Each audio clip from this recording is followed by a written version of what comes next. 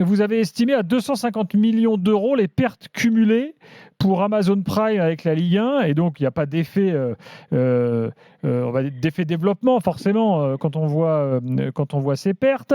Sur Euh, 2 saisons, Gilbert. Exactement. À la fin mars 2022, dites-vous, 5,6% des Français interrogés, c'était un sondage précis de Harris Interactive, déclarent être abonnés au Pass Ligue 1, soit 1,7 million donc de Français. Le chiffre que vous donnez est le suivant.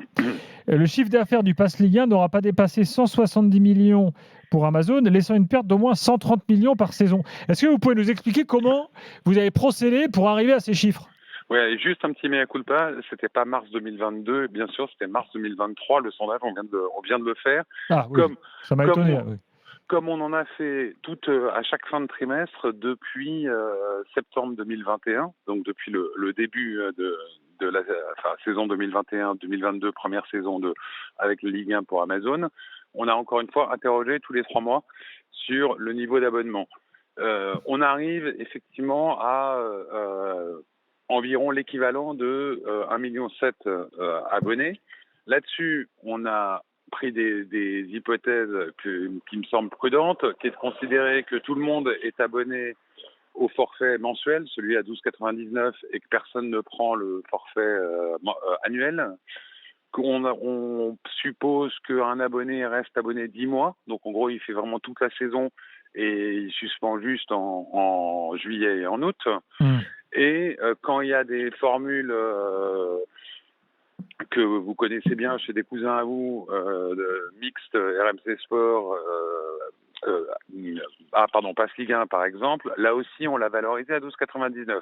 Donc on a vraiment pris des hypothèses, encore une fois, qui me paraissent assez prudentes. Et ça, quand vous faites les multiplications, donc 12,99 moins la TVA, fois 10 mois, fois 1,7 million, vous arrivez à 170 millions de recettes par saison. D'accord, donc c'est pas, précisons bien, hein, c'est pas les chiffres évidemment communiqués par Amazon, puisqu'ils ne communiquent pas ces chiffres-là. Donc, Exactement, ils n'en ont voilà. jamais communiqué, je crois, en 2 ans bientôt Exactement. d'exploitation, ils n'en ont jamais Et, communiqué. et donc le chiffre d'1,7 million d'abonnés potentiels, c'est du déclaratif. C'est du déclaratif, mais de la même manière qu'on interroge donc à peu près 4000 Français tous les 3 mois avec Harris sur leurs abonnements à Netflix, à OCS, à Paramount+, à Canal, etc. Enfin, donc on a Et est-ce que ce déclaratif-là est en phase avec des maisons qui communiquent leurs chiffres?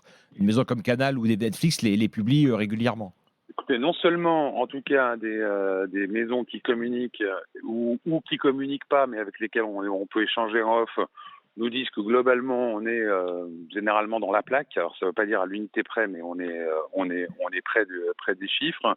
Mais au-delà, quand on avait sorti nos premières estimations à l'automne 2021, des sources proches du dossier, comme on dit,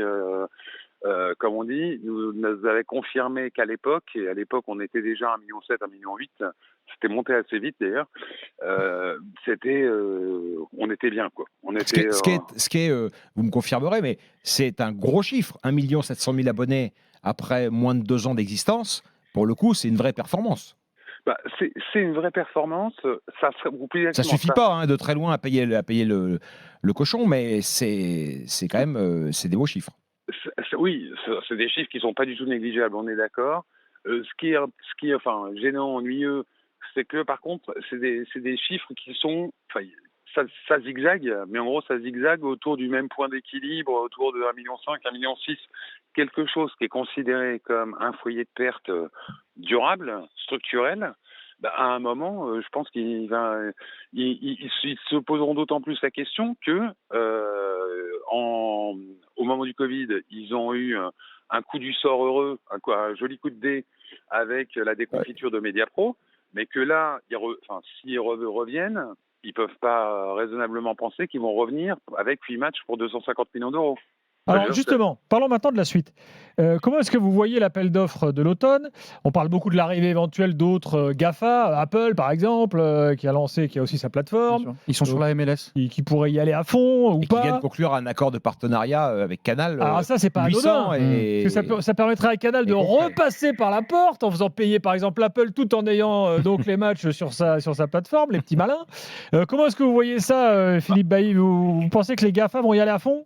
Écoutez, nous on a regardé en même temps qu'on travaillait sur cette enquête. On a aussi un peu regardé comment les GAFA se sont positionnés aussi aujourd'hui sur les droits sportifs. Et quand même, il y en a qui ont fait 3 petits tours et puis s'en vont, le groupe Facebook notamment, qui en 2018-19 avait pris des droits, y compris assez forts, en Amérique du Sud notamment, et puis qui est sorti du sport, qui a dit non, ça c'est pas pour nous.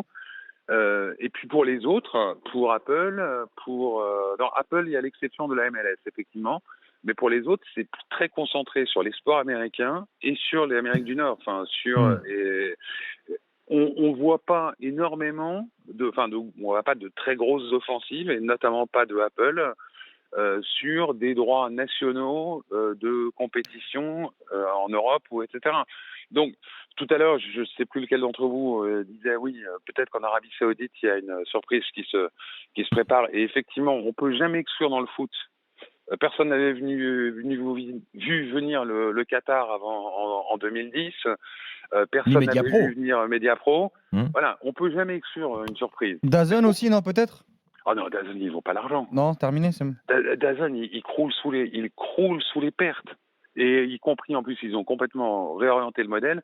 Maintenant, ils sont sur du MMA, sur de la boxe, sur du sport de combat. Ce que vous nous dites, Monsieur Bailly, ce soir, ce que nous dit votre étude, c'est que quand vous arrivez, en partant de rien, à recruter 1 700 000 abonnés. Moi, je pense que ça ne parle pas beaucoup comme chiffre aux gens, à nos auditeurs, mais c'est énorme. Pour moi, c'est énorme.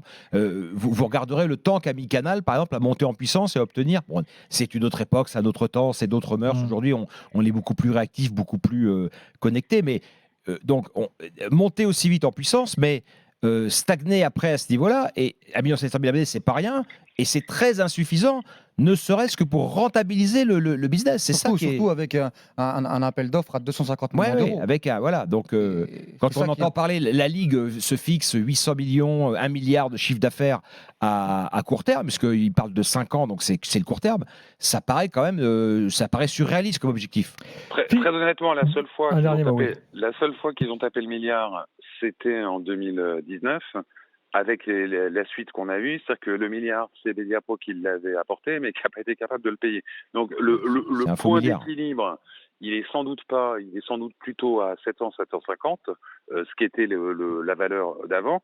La question ou la marge de progrès, c'est sans doute sur les droits à l'international, mais la difficulté, là, on revient sur l'attractivité du foot français aujourd'hui, et en tout cas, quand on parle des clubs. Avec des clubs qui performent pas dans les compètes européennes, c'est un peu plus compliqué d'aller passionner nos voisins pour leur histoire. Mais dernière question. On peut aussi vous dire de ce point de vue-là que est-ce que la Ligue 1 sera un jour plus attirante qu'elle ne l'est aujourd'hui? Vous avez quand même au Paris Saint-Germain Messi, Neymar, Mbappé. Vous avez peut-être les 3 meilleurs joueurs du monde réunis dans le même club. Oui, non, mais c'était la réalité d'aujourd'hui. Vous avez une locomotive extraordinaire. Vous avez un Olympique de Marseille qui depuis 2 saisons, donc depuis les années Amazon, est 2e du championnat. Et l'Olympique de Marseille, c'est peut-être encore plus important au niveau national en recrutement que le Paris Saint-Germain et en audience aussi. Donc, mais alors Stéphane, juste deux remarques. D'abord, aujourd'hui, quand vous regardez les grands piliers historiques du foot français, il y en a presque autant en L2 qu'en L1. Quand vous prenez des Saint-Étienne, quand vous prenez des Bordeaux, quand vous prenez peut-être bientôt des Nantes, etc., c'est une chose. L'autre point, et pardon, vous allez peut-être regarder comme moi FC Lorient, PSG Lorient. J'ai l'impression que tout est un peu dit, quand même. Quand on est un taulier de championnat, on ne peut pas faire ce match-là.